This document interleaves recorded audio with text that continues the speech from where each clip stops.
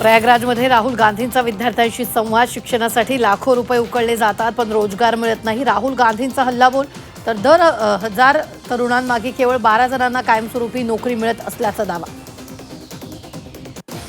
मारकुटा रमेश म्हात्रेची राज्यातून तडीपारी. जेलमधून जामिनावर बाहेर येताच गोव्यात रवानगी. गणेश नाईक एकनाथ शिंदे वाद पुन्हा चव्हाट्यावर. महाराष्ट्र 10 वर्ष मागे नेला. नाटकाचा तमाशा लोकांना दाखवणार. नाव न घेता नाईकांचा शिंदेंना इशारा.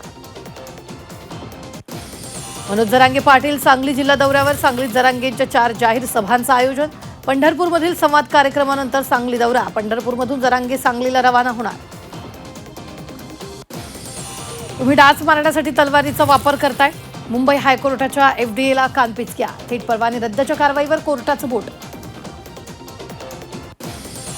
उंच गणेश मूर्तींचं समुद्रात विसर्जन करू द्या. गणेश उत्सव समन्वय समितीची मुख्यमंत्र्यांकडे मागणी. प्लास्टर ऑफ पॅरिसच्या मूर्तींबाबत अद्याप निर्णय नाही. बेस्ट बसच्या उपक्रमाला उतरती कळा. बेस्टच्या प्रवासी संख्येत उत्पन्नात घट. बेस्टच्या स्वमालकीच्या फक्त 249 बस गाड्या. एसटी कर्मचाऱ्यांचा पगार रखडला. निधी उपलब्ध न झाल्यानं जुलैचा पगार लांबणीवर. 7 तारखेचा पगार आता 10 ऑगस्टला. ठाणेकरांवर दुहेरी आर्थिक बोजा. मालमत्ता करासह टीएमटी तिकीट दरवाढीचा प्रस्ताव. उत्पन्न वाढीसाठी महापालिकेकडून करासह भाडेवाढीचा निर्णय.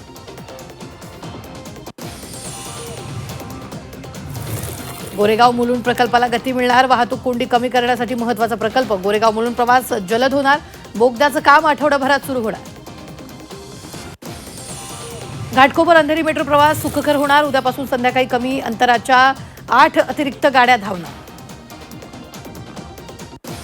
गोकुळचा दूध उत्पादकांना दिलासा. म्हशीच्या दूध खरेदी दरात 1.5 तर गाईच्या दुधाला मिळणार 1 रुपयाचा जादा भाव. इंधन दरवाढीचा दुधाला फटका. पिशवीबंद दूध 2 रुपयांनी महागलं. गाय आणि म्हशीच्या दूध दरात 2 रुपयांची वाढ. दुग्धजन्य पदार्थाच्या दरात 10% वाढ.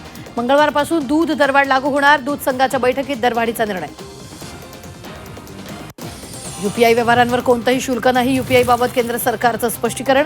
यूपीआय व्यवहारांवर कोणतंही शुल्क नाही. लहान व्यापाऱ्यांसाठी यूपीआय व्यवहार निशुल्क.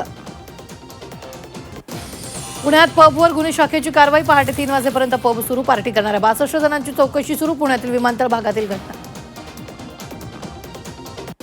आसाममध्ये मुसळधार पावसाचं थैमान. पूरस्थिती गंभीर. जनजीवन विस्कळीत. 13 जिल्ह्यांमधील 1.5 लाख नागरिक पुरामुळे बाधित. आसाममध्ये पाऊस. पुरामुळे 98 जणांचा मृत्यू. आसाममध्ये आजही मुसळधार पावसाचा इशारा. महाबळेश्वरमध्ये यंदा विक्रमी पाऊस. 45 दिवसात 5000 मिमी पावसाचा टप्पा ओलांडला. जुलैमधील दमदार पावसानं रेकॉर्ड मोडला.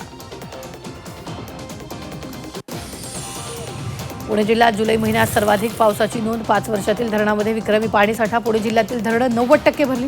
भीमा खोऱ्यातील 25 धरणांपैकी 9 धरणं 100% भरली. भंडाऱ्याच्या तुमसरमध्ये गॅस सिलेंडर वितरणाचा बोजवारा. वेळेत सिलेंडर मिळत नसल्यानं नागरिक त्रस्त. पहाटेपासून गॅस एजन्सी बाहेर. ग्राहकांच्या रांगा. संबंधित गॅस एजन्सीवर कारवाईची मागणी.